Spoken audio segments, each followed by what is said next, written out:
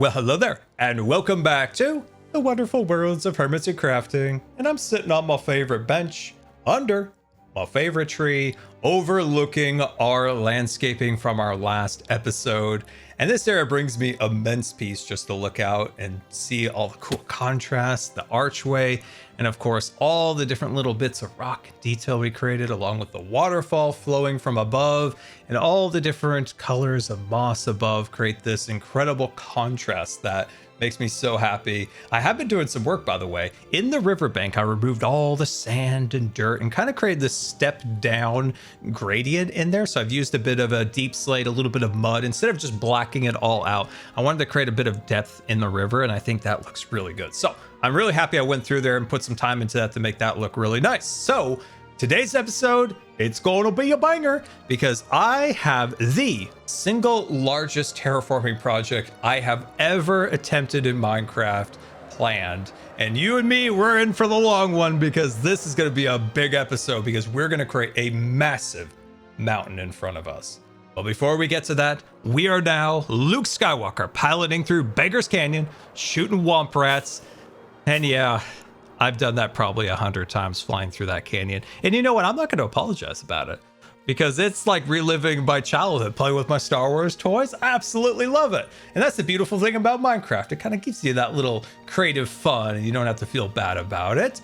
And this here is the opening into our base, which we will soon terraform into a giant mountain, which is going to be, oh man, it's going to be crazy. I've been working on this project in the background now for 3 weeks. I've learned a program called Axiom with B-Dibs' help, so it's going to help us kind of shape these things. I'm also organizing the charity event.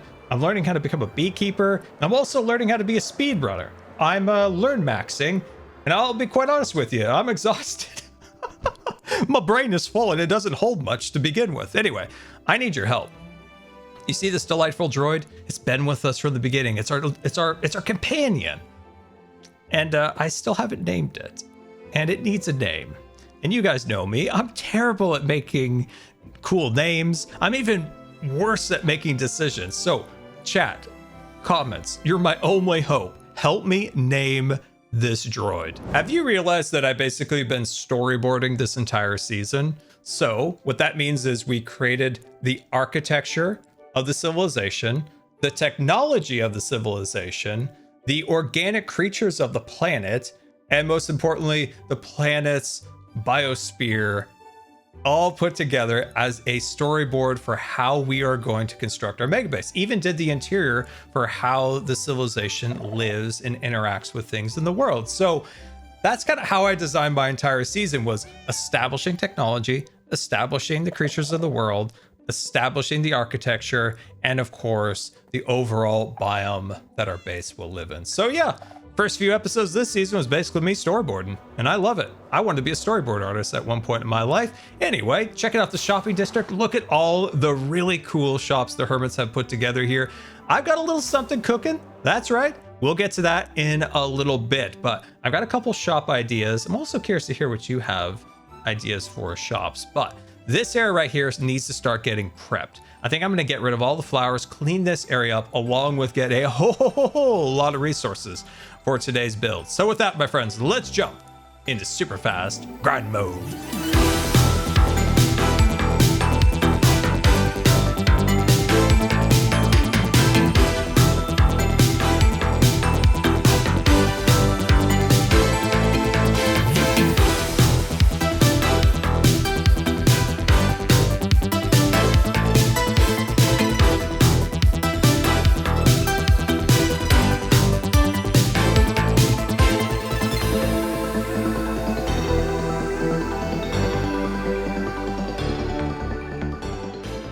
And super fast grind mode. And as I was clearing this area out, I found the Wither Ethos statue. I cannot, in good conscience, tear down the Wither Ethos statue. I think you can all agree with me on that. So we must preserve it. But at the same time, we can have some fun with it. Maybe we could even profit off of it. And speaking of our great friend from the north, he made one of his player launchers up here, which is exciting. I want to play with that in a minute. But as you can see, we are getting very close to starting our terraforming. This area is all cleared out and ready for blocks to be placed on it. And most importantly, we have so many resources. Look at all the hardened clay, from the lime hardened clay to the dark green hardened clay and even concrete. But probably going to need a whole lot more of it. But I did make this concretifier machine over here, which actually is probably the best manual concrete farm that I've ever made in Minecraft. That one has been quite nice. Do you ever get the feeling that you're being stared at? Nah, me neither. Anyway, look at how much moss we have. Like, this is an insane amount of moss. Also, we got a lot of bees. Now, I'm not sure what to do with the bees, but when I do something with the bees, you won't believe it. And look at it. Oh, I got all the resources. Now I'm just intimidated to actually start this project because it's going to take a long time. Well, hot dang, look at all of this progress. Well done, Gem, building out the Nether Hub. I've completely missed this. I've just wrapped up the mid-offs, the Tubbo event, which was so much fun. I hope you guys got to tune in. And wow, look at all the progress in the shopping district. I am like a proud father seeing all of these shops popping up. Doc's shop, Joe's shop here, Wells's rocket shop. I believe this is Skiz's calcite shop. As I said, I am a proud father looking at all of my children. And I'm going to play favorites. Ren, this is the best shop. Well done. This is my favorite child. Absolutely love it. You definitely got the memo. Love it. And of course, look at the super cool stuff that Jeff made. Impulse, seriously. I've spent all my diamonds at your shop. I love it. Anyway, I decided what to do with the Ethos statue, and that is auction it off. That's right. We're going to auction off the Ethos statue. So we need an auction house. And as we build this here, I have an announcement for you. April 11th and 12th, the Hermitcraft charity event is back, benefiting Gamers at Reach, and this is going to be the biggest and the best one yet. We have the most amount of hermits and friends showing up in Seattle at Mojang headquarters to put on the show. We have also just announced that we are creating our very own Hermitcraft MCC takeover event, where we're going to have every single hermit participate in MCC along with our closest friends. It is going to be absolutely incredible. The auction is back with some incredible items, and all the hermits are working so hard on their different segments to create the most entertaining show possible to benefit Gamers Outreach. And whew, I'm really excited about this. The first meeting I had with this was in May, so to see this finally coming to fruition is very, very exciting. So this is our auction house, limited time, silent auction. And so I've been experimenting with these like big letters mod for the signs. I absolutely love it. I've always wanted big letters in Minecraft, so this is just amazing. So I'll have the Ethos statue there. Maybe we'll do an armor stand on myself there doing auctioneering. So this is basically a lot of words for the hermits to understand what we're doing. You could pause the video and read it if you want. But the idea of the silent auction is basically right here. So I just put Scar 1 diamond, and then say Doc will come in and say he'll do 2 diamonds, and then Kraus will do 3, and Joe will do 5. You know, it'll kind of go and spiral like that. But to bring our precious Etho statue over there, we got to be very delicate with this. We got to carefully break each block and make sure we assemble this just how it was when it was assembled here on this plateau during that fateful day when Grian activated a wither in my base. So we're gonna place that like that, and around there like so, and then Pumpkin goes to the left, Etho goes to the center, and that goes to the right. And there it is, the Etho statue. I'm curious, guys, do you think anybody's gonna bid on this, or is this a waste of time? I'm a little worried, to be quite honest, but I'm glad we're doing something with it rather than tearing it down for good. Next time I see Etho wander onto the server, I'm going to lure him over here to look at the auction. All right, sure. Etho, there's something in the shopping district that's new. Find it. Well, there's the Shulker, of course. Shulker, Joe's farm. Oh, look at the Nautilus. That's fancy. Love to see that. Oh, I know what you're hinting at now. Yes, I did see this. As much as I love diamonds, I'm going to split it with you. Are you really? I'm gonna split the prize. We're gonna split it. It's a great specimen. You come up here, you look at that thing, you're like, dang, that's a rare. Where would I put it though? It doesn't match the furniture. Oh man, so many so many challenges with it. It's a good decor though. Don't get me wrong. I don't know if it's quite my base. I feel like it would go well. And I'm also going to say, I think it would suit your garden. I think this is a nice piece of garden art. Actually, if I built some underground labs, this is a good ornament. Oh, he's gonna put in a bid. I'm gonna bid. I guess I don't even have to put diamonds in. I can just write it. You can just write on. It's a silent auction. That's what a silent auction is. Okay, Green got me too with this. A silent auction, because I went to a rock show. I was a big rock show guy back in the day, and I bid on a lot of rocks at the rock show during the silent auction. And you just went up there, you signed your name, you put your amount, then somebody else would go over there and they'd put their name, and then you would go over there and you put your name. That's how a silent auction worked at the rock show. I thought silent auction meant nobody knows what's what. Because you don't know, you're inclined to bid higher. Well, gosh darn it, I don't know. That's how they worked at the rock show. Bunch of nerds all dusty. You're sure you don't want to keep it, Scar? That's history. That's history right there. It did commemorate the Great Wither fight of the Scar Plateau. I gotta admit, I don't remember the pumpkin or the toast head. You put it all there, mister. Did I? Yeah, it was the Etho Wither. Dude, I should for the final like bids have everybody line up down there and go, and do we have 5? Do we have a 5? We have a 6. We have a 6. Do we have a 7? We got a 7. We got an 8. We got a 9. We got a 9. Can we get a 10? Can we get a 10? Going once. Going twice. 10. We got a 10. We got a 10 in the center. The handsome Canadian right there. We got a 10. Yeah. Can I get a 10 going once? Can I get a 10 going twice? We could do that. You actually have a pretty fast voice for that. That was pretty good. I've actually watched a lot of Amish auction videos. Okay. You're on an Amish auction video I was binge right now? Dude, those Amish, man, they look like they make some tasty food. And they trick like just some city folk to go in there and like clean up cows. Like they'll be like, hey, for $10 you can go clean the cow. And a bunch of city folk go in there like, hey, we're cleaning cows. And they're like, no work for us today. This is an adventure. I feel like they've got quite a racket. I love them. Appreciate them. What did you call the Nautilus shell? The naughty shells.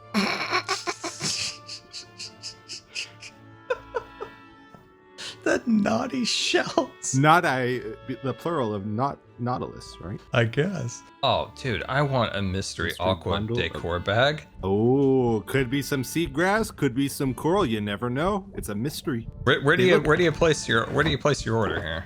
Where do you put the diamonds? In here? I'll pay here. Pay here. Dude, you can get two mystery bundles. And 2. I got you one, Etho. All right, here we go. Oh, thank you. It's like the kids and their Pokemans. Here we go. We're gonna bust a pack. Like opening a loot box. Yep. Here we go. Bam. Bam. Oh, you got a pimple pop. You know. We got some naughty shells. Ooh, I got one too. These are actually really cool. My inventory is so full, I can't pick up any of this. Etho's a delight and a treasure. But we must say goodbye because we've got to get to work. So let's start filling our pockets with moss. We're going to need a whole lot of it. And next, we're going to need that green concrete. And of course, the hardened green clay and the lime green clay. And let's pack that all up. We're also going to need some accents for the woods. We're going to need some stones, a whole lot of mud. And you guessed it, deep slate and tough. And speaking of tough, well, this build is going to be tough, but it's going to be so amazing when it's actually done. It's going to inspire the rest of the base and allow us to easily place our spaceport and more within it. We've got all of our blocks lined up and ready to go. And prior to this build, the Scarlet Art Castle was probably the toughest build I ever completed, but this will suppress it in a good way. Well, my friends, let's hit super fast build mode and build ourselves this mountain once and for all. Hit it.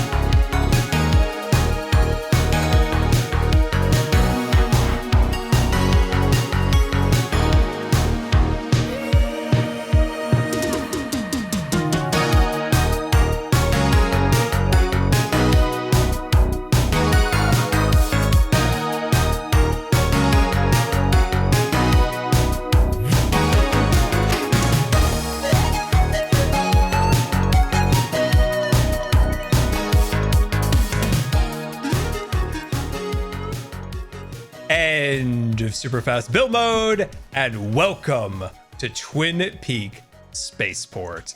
This was an undertaking, but an undertaking that makes me so happy to see. We've got two massive peaks with a valley in the center here, and that is where our bustling and our hustling spaceport's going to be. So this pathway is going to wind its way around here and off into our bridge, and all along here is going to be cool buildings and shops and cantinas, spaceships flying over our head, and just yonder on the other side of that peak is going to be our spaceport, where we have runways and landing pads and a whole lot more.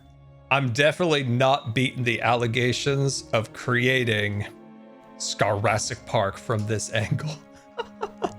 From the very beginning, people have thought that I was building Jurassic Park, and this angle feels like Jurassic Park, to be quite honest. But I'm not. I'm making a fantasy opera in space. This side does have a French Polynesian vibe to it, which does tie a little bit into a Jurassic Park design. But I originally was designing this to look kind of like Iceland, Norway, things along those lines. But I think it's kind of cool that the design has reminiscent characteristics of a lot of different places to kind of give it that little bit of an odd alien vibe, a lot of things mushed together with its design. So I can see it. Like, I can see it right now when I look down here at the spaceport with the pathway going all the way down to, of course, where we're going to create our bridge. Because I feel like I've been talking about this for months now. So this side is the spaceport, where everything's chill, everybody's cool, maybe a little black market, this and that, maybe a little rebellion, who's to say?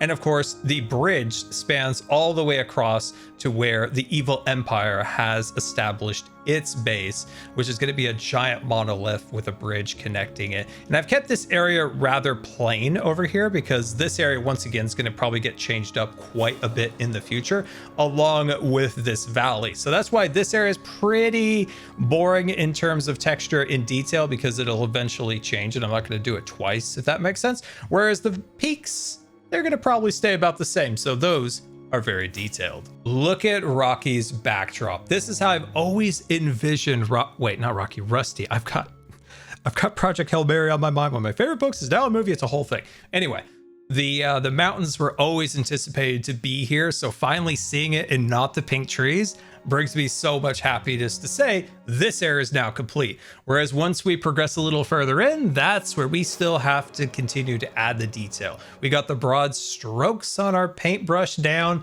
Now we got to come in and add our bushes and trees and rocks and all sorts of cool things that'll make this area come to life. And it's like my grandpa always said, you gotta paint the dog before you paint the whiskers. So, wow, look what Pearl's been up to. Absolutely killing it. Anyway, oh, these things are so cool.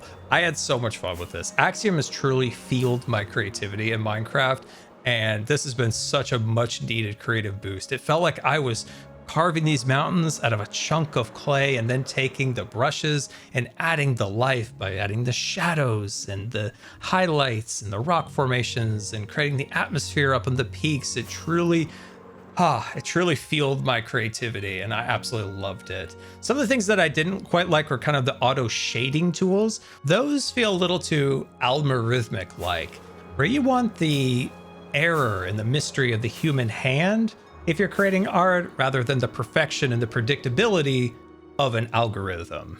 Wherever I go, there's a chest monster behind me. These are all of the shulker boxes it took to assemble these mountains. So what we need actually is a little bit of pale moss, and we're gonna take that and kind of direct your attention to where the bridge is gonna go. We originally had a bridge across here, but it was burnt down in the Great Bridge Burning. But we need to take this line and send it all the way behind me. And there we go. So this area will be where our mini game will hopefully be, and the Imperial's base.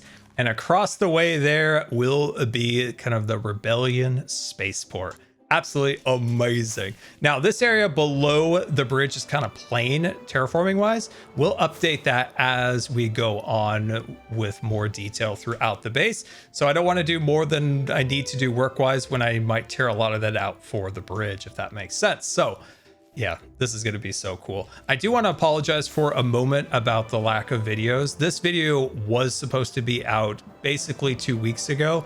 But I just been struggling so bad with health lately, and it turned out I was battling an infection I didn't know about, to the point where I kind of really spiraled out and had to go to the emergency room. And yeah, they had to kind of whisk me back with my vitals kind of not doing super great. But luckily we kind of got the ship righted once again, and hopefully we'll have more videos and we can have some streams again, which will all be wonderful to finally be able to do now that hopefully I'm on the right path for my health. So yeah, thank you guys once again for the support and the patience with the videos. So hopefully we can turn this into a bustling spaceport soon. So until next time, this has been Good Times with Scar, and I always really appreciate you guys taking the time to watch the videos. And if you believe the videos are rating, that would be much appreciated. And until next time, we'll see you later. And don't forget to subscribe, because you may just become scarred for life.